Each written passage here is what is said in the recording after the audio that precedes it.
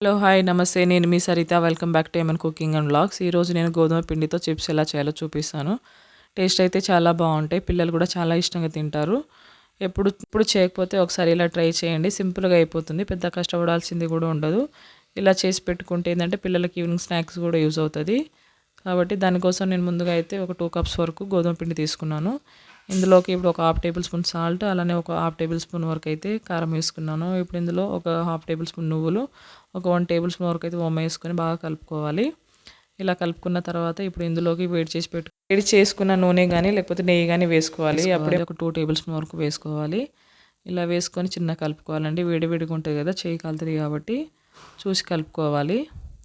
ఈ విధంగా కలుపుకున్న తర్వాత ఇప్పుడు అంటే అందులో ఉండలు లేకుండా పిండిలో మొత్తం కలిసేటట్టు అయితే కలుపుకోవాలి. ఇప్పుడు ఇందులో కొంచెం కొంచెం వాటర్ పోసుకుంటూ పిండి కలుపుకోవాలి. ఒకటేసారి ఎక్కువైతే పోసేయకూడదండి. ఎందుకంటే పిండి లేదంటే లూజ్ అయిపోతది కదా, కాబట్టి కొంచెం కొంచెం చూసుకుంటూ పోసుకోవాలి. ఇలా పోసుకుంటూ ఇక పిండి మాత్రం మనం అంటే చపాతీ పిండిలాగా అయితే కలుపుకోవాలి. ఇలా ఈ విధంగా కలుపుకున్న తర్వాత ఇప్పుడు ఇది వచ్చేసి ఒక 10-15 మినిట్స్ వరకు అయితే పక్కన పెట్టేద్దాము. ఇప్పుడు తర్వాత ఒక 15 మినిట్స్ తర్వాత ఇప్పుడు ఆయిల్ అంటే పక్కన పెట్టేసి హీట్ అవుతూ ఉంటుంది. ఆలోపు మనం పిండిని కూడా ఒకసారి బాగా కలుపుకోవాలి. ఇలా కలుపుకున్న తర్వాత ఇప్పుడు ఇందులో నుంచి అయితే ఒక చిన్న ముద్దలాగా ఇలా తీసుకొని ఇప్పుడు ఇది వచ్చేసి రౌండ్గా చేసుకొని ఇక పొడి పిండిలో అయితే అద్దుకొని ఇలా చపాతీలాగా చేసుకోవాలి.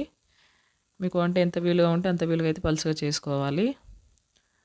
ఈ విధంగా చేసుకున్న తర్వాత ఏంటంటే మనకు నచ్చిన షేప్లో కట్ చేసుకోవచ్చు అండి.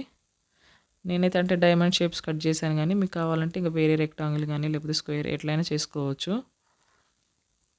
సో ఇలా చేసుకున్న తర్వాత ఇప్పుడు నైఫ్తో అయితే ఇలా కట్ చేసుకోవాలి. ఫస్ట్ అయితే ఇలా పొడుగు కట్ చేసుకొని ఇలా మొత్తం పొడుగు కట్ చేసుకున్న తర్వాత మనకు డైమండ్ షేప్ రావాలంటే మాత్రం తర్వాత ఇప్పుడు ఇలా కొంచెం క్రాస్గా కట్ చేసుకోవాలి. అప్పుడే మనకు షేప్ అనేది కరెక్ట్ వస్తుంది, డైమండ్ షేప్. ఈ విధంగా కట్ చేసుకొని ఇప్పుడు నేను తీసుకున్నది చూడండి, ఇంత అంటే పలుచగా వచ్చిందండి పిండి కూడా, అంటే చపాతీ. కాబట్టి ఇలా చేసుకొని ఇప్పుడు ఆయిల్ కూడా హీట్ అయిపోయింది, అందులో వేసుకోవాలి. ఇలా వేసుకొని అంటే ఇది వచ్చేసి మీడియం ఫ్లేమ్లోనే పెట్టుకోవాలి. అంటే ఆయిల్ హీట్ అయిపోయిన తర్వాత మాత్రం మీడియం ఫ్లేమ్లోనే పెట్టుకొని 2 సైడ్స్ అయితే టర్న్ చేసుకుంటూ డీప్ ఫ్రై చేసుకోవాలి. సో ఇదే విధంగా చేసుకోవాలి మొత్తం. చాలా సింపుల్గా అయిపోతుందండి.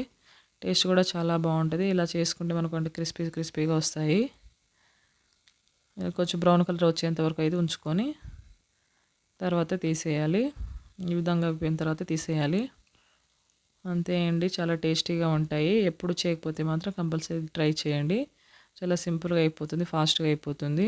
టేస్ట్ కూడా చాలా బాగుంటుంది. పిల్లలు కూడా చాలా ఇష్టంగా తింటారు. సో మన పెద్దవాళ్ళు కూడా చాలా ఇష్టంగా తింటారు. అంత బాగుంటాయండి చిప్స్. మనం ఇదే ప్లేస్లో అంటే గోధుమ పిండితో కాకుండా మైదా పిండితో కూడా చేసుకోవచ్చు. కాకపోతే మనకు అంటే గోధుమ పిండి కొంచెం హెల్త్కి మంచిదని నేను గోధుమ పిండితో చేశాను. ఇంకా మైదా పిండితో చేసుకుంటే టేస్ట్ అయితే ఇంకా చాలా బాగుంటుంది. కాబట్టి మీరు ఒకసారి ట్రై చేసి మీకు ఎలా వచ్చిందో కామెంట్ చేయండి. అలానే నా వీడియో కనుక నచ్చితే లైక్ చేయండి, మీ ఫ్రెండ్స్కి షేర్ చేయండి. అలానే మరిన్ని రెసిపీస్ కోసం అయితే నా ఛానల్ని సబ్స్క్రైబ్ చేసుకోండి. Thanks for watching.